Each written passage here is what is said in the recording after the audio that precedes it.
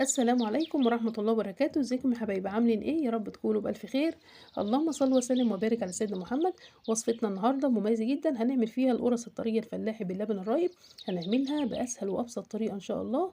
تطلع معانا قد ايه لونها جميل جدا. وكمان هنعمل كده أحلى وأجمل قرص فلاحي، أحلى من قرص الأفران بكتير. طلع معانا هشة طرية وناعمة وزي الملبن. طعمها في منتهى الجمال. طلع معانا ما شاء الله قطنية جدا. يا رب الوصفة تعجبكم وتجربوها. اهم حاجه ما تنسوش تدعموني بلايك وشير. يلا بينا هنبدا كده مع بعض وصفتنا. في البدايه معايا بوله هنزل فيها بتلت كوبايه من الميه الدافيه، واضيف لها كمان معلقه كبيره ونص من الخميره، معلقتين من السكر. هبدا كده اقلب المكونات دي مع بعض لغايه كده ما ادوب السكر مع الخميره. انا كده بتاكد من نشاط الخميره. بتقلبيها كويس جدا. هنبدا كده نقلب وهنسيبها كده على جنب. وصفه سهله بسيطه جدا، تعمليها احلى من قرص الافران بكتير. اسعارها غاليه جدا بره. هنسيبها كده على جنب. معايا بولة هنزل كده بكيلو من الدقيق المنخول. المقادير هسيبها لكم مكتوبة في صندوق الوصف. هضيف كده للدقيق رشة كده من الملح، معلقة كده صغيرة من الملح، وكمان 3 معالق كبار من السكر. كده ضفنا 5 معالق من السكر، معلقة صغيرة من البيكنج باودر. هبدأ كده اقلب المكونات الجافة دي مع بعض. ومعايا كمان كوباية كده من السمنة السايحة. ممكن تعملي ميكس بين السمنة والزيت، أو بين الزبدة والسمنة، أو بين الزبدة والزيت، براحتك خالص المتوفر عندك. هنبدأ كده نزلنا بالسمنة، والسمنة كمان أنا مسيحاها كده على النار مسخناها. هنبدأ نبس كده العجينة كويس جدا. بتبسيها بتشربي كده المادة الدهنية في الدقيق. البس ده بينعم معانا القرص، بيخليها جميلة جدا. الخميرة ما شاء الله نشطة معايا. نزلت كده بالكمية اللي معايا، ومعاهم كمان معلقتين من قشطة أو وش اللبن، ومعايا كده كوبايتين من اللبن الرايب. نزلت كده بأول كوباية، وهضيف كده من الكوباية التانية تدريجيا. متنزليش طبعا بالكمية كلها مرة واحدة. هنبدأ كده نلم العجينة ما شاء الله، تتلم معايا بسرعة، وكمان هتطلع معانا طرية وجميلة جدا. اخدت معايا كوباية ونص من اللبن الرايب. لميت كده العجينة ملمسها ناعم معايا وطرية. هبدأ كده ألمها وأغطيها. هسيبها كده تتخمر نص تخميرة بس. أهم حاجة بتسيبيها في مكان دافي وبتغطيها كويس جدا. خمرت معايا ما شاء الله. هبدأ كده أقطعها. بالنسبة للقطعية بتاعة القرصة، بترجع لرغبتك. عايزة توزنيها على الميزان، اوزنيها 70 جرام أو 50 جرام على حسب حجم القرصة اللي انت عايزاها. ما عندكيش ميزان بتقطعيها كده زي الكورة الصغيرة أو زي حجم البيضة، براحتك خالص. القطعية دي بترجع لرغبتك. أنا هنا وزنتها 70 جرام. حجمها كده مناسب جدا، وكمان آه تطلع معانا طرية وجميلة جدا. هنبدأ كده نرص القرص اللي انت هتقطعيها أو هتقرصيها. بتنزلي كده الصاج بتاعي مش مدهون أي مادة دهنية. هنبدأ كده نرص، وهنسيب مسافة بين القرصة والتانية. بتلمي كده العجينة كويس جدا وبتقفليها.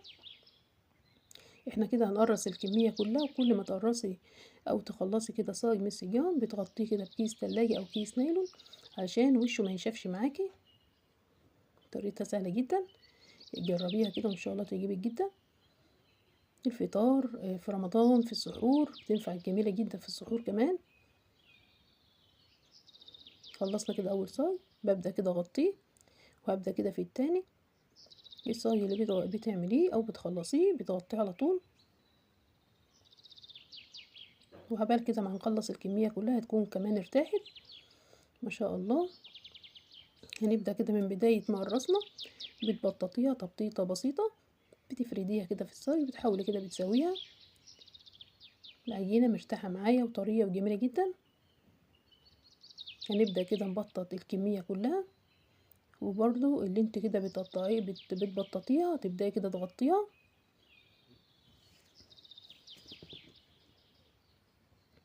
طريقتها سهلة جدا، مقاديرها كلها متوفرة عندك في البيت.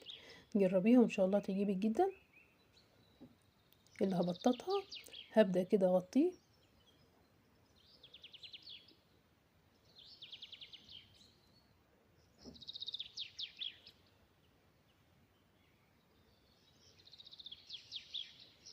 اهم حاجة طبعا الكيس، وكمان عليه فوطة من فوط المطبخ علشان ما ينشفش منك. هنبدأ كده نبطط الصاج التاني، سيبي كده مسافة بين كل قرصة والتانية عشان لسه هتخمر معانا.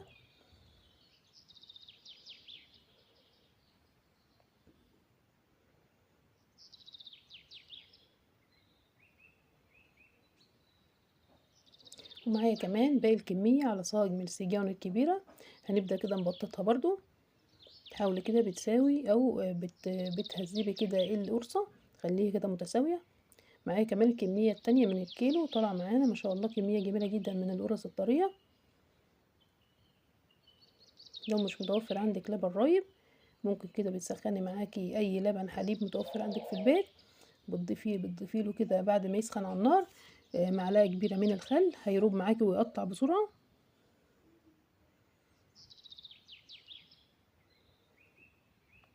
خلصنا كده الكمية كلها، اغطيها واسيبها كده في مكان دافي علشان يتضاعف حجمها وتخمر معايا. خلاص هي كده خمرت معايا، مسخنه الفرن على اعلى درجه حراره. هدخل الصبيان كده مع بعض، وكمان هبدا كده اقلبهم من وقت للتاني عشان ياخدوا لون موحد. خدت معايا 12 دقيقه بالظبط، ما تغيبيش عن كده في الفرن عشان ما تنشفش منك. ما شاء الله طلع معايا لونها جميل جدا، ريحتها ما شاء الله، كمان طالعه طريه. اول ما بتطلعيها كده من الفرن بتغطيها، بتسيبيها لمده 10 دقايق بتحن على بعضها، طالعه معانا طريه وكمان لونها جميل جدا، احلى من قرص الافران بنشتريها من بره باسعار غاليه جدا. اعمليها كده لولادك للفطار، تنفع معاكي سندوتشات. بتشيلها كمان عايزه تخزنيها في الفريزر، بتسيبها تبرد خالص، بعد كده بتشيليها في اكياس ثلاجه. طريقه تخزينها سهله جدا، كميه جميله جدا، طلعها لي من كيلو دقيق. طلع ما شاء الله ريحتها معبيه المكان، طريه جدا، اسفنجيه كده معايا، وكمان هشه كده وناعمه معايا. كميه جميله جدا من كيلو دقيق، عملناها باسهل وابسط طريقه، احلى من قرص الافران بكتير. وعملناها كمان باللبن الرايب، متوفر عندك، بيكون عندك كده لبن رايب متوفر في البيت، بتعمليها ما شاء الله هشة قطنية كده ما شاء الله عليها. وصفة سهلة جدا وبسيطة، يا رب تعجبكم.